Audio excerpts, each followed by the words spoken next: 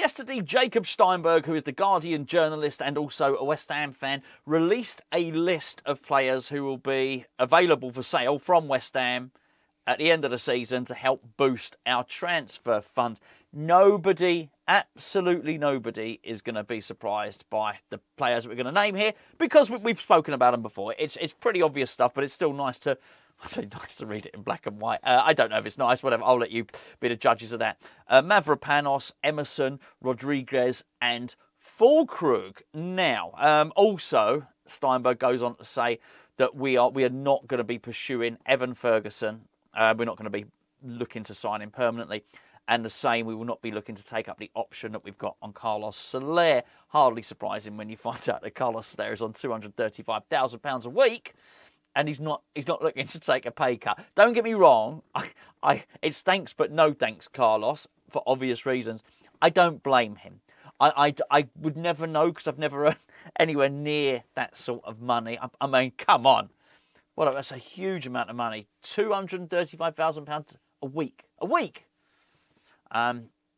But if I did, I'm assuming I'd probably think, I don't want to take a pay cut either. I'd probably get quite used to whatever lifestyle I'd grown accustomed to, maybe. Anyway, that we're going to cut our wage bill, give ourselves some funds, hopefully. I can't think we're going to generate much money for those players. I mean, we'll play a little game now if you want.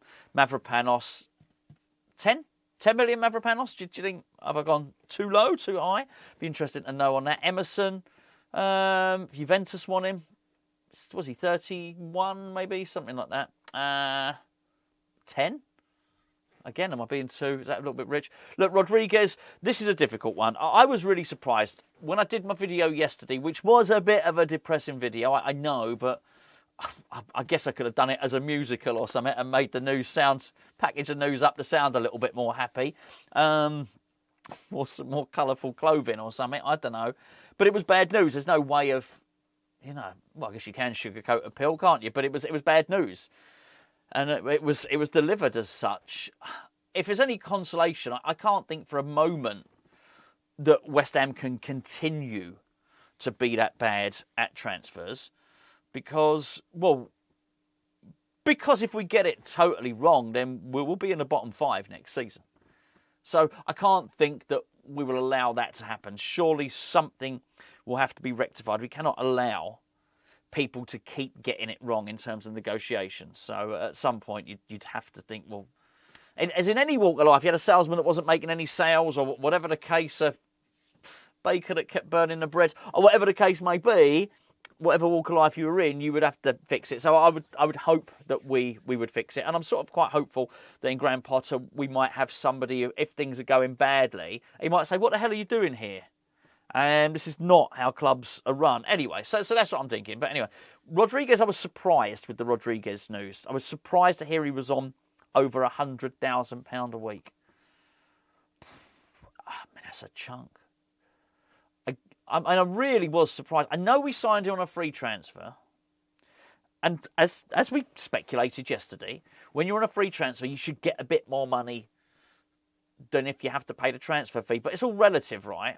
Like yesterday I spoke about Angel Gomez. If Angel Gomez is worth 30 million, it doesn't matter whether you think he's worth 40 or whether you think he's worth 25. He's worth a chunk of money, right? The idea is that you've made West Ham have made a saving. West Ham have hopefully made a saving of whatever. Even if we pay his representatives 10 million, West Ham have saved £20 million, something like that. But it's all relative. West Ham haven't saved a load of money by signing Guido Rodríguez. Because I just don't think he's very good. Sorry. So we're not saved a load. He's not really worth more than 5 million anyway. So why you? I think if a player's worth 30 million, stick them on 100 grand a week by all means, right? Stick them on more than 100 grand a week. If someone's at the end of their career and worth about 4 or 5 million at best as a 31-year-old, you don't get 100 grand a week. You just don't. So anyway, my point is he's got another year. Why would he go anywhere? Why would he leave? We're going to have to pay him to leave. Nobody in Spain is going to pay him that money. Nobody. So, exactly the same reason I said that I didn't. Why would Carlos Soler take a pay cut to join West Ham? He could go back to Paris Saint-Germain. and keep earning 235 grand a week. We kept on hearing at the start of the season that, Rodríguez wanted to go back to Spain. Not that much. Because he would have to take a pay cut. We're not going to pay him off. We're bad at this. We're really, really bad at this stuff, West Ham, anyway. So we're not going to get any money for Rodríguez, and we're not going to make any savings on the wages for him because we're probably going to have to pay him off. Füllkrug, slightly different, I think, because Füllkrug is good enough to play for Bundesliga teams. We're going to lose money. There's always... the truth of the matter is, I don't know how much we paid for him. But the reported figure on a lot of examples is £27 million. I don't know whether it's £27 million or 27 million euros. And sometimes people say, oh, you got that wrong. I don't know. The accounts haven't even... Nobody knows. You don't know. The accounts haven't been released yet for that period of time when we made that purchase, right? But it's something like that. Whether you think it's 25 million euros, 25 million pounds or 27 million pounds, we are not getting that money back. Gio did an interview with Derek Ray, who is the ESPN commentator for the Bundesliga. Gio did an interview with him on Hammer's Chat. He's the expert on German football. He said West Ham overpaid. And we did. Since then, he's not done anything. Apart from score unimportant goals when we're being thrashed. He basically scores the consolation goal in a 10-1 loss, doesn't he? Unlike this, like the opposite of... Like in ice hockey, they got this stat, game-winning goal. So a game-winning goal is far more important than just a regular goal, right? Tomáš Souček scores game-winning goals or goals that affect football matches. I was saying that a couple of weeks ago. That's what he does. Might not be everyone's cup of tea, but he scores important goals. He scores goals at important times, right? Füllkrug hasn't done that, and he's been injured a lot of the time. We're just not going to get much money back from him. I think we'd have got away with one if Füllkrug goes for 10 million, 15 million, and he agrees to sort of tear up his contract and just sign a new deal somewhere else. We're going to have to make it enticing for the Bundesliga club to want to sign him. I guess there's a part of me that I've quite liked what I've seen of him, and I think he'd be a good player. And I sort of would like him to be around next season, but I'm not surprised that he wouldn't be. Let's put it that way. But at best, and I'm talking at best, Mavropanos, Emerson, Rodríguez, Füllkrug, at best, there's £30 million there. Not to be sniffed at, right?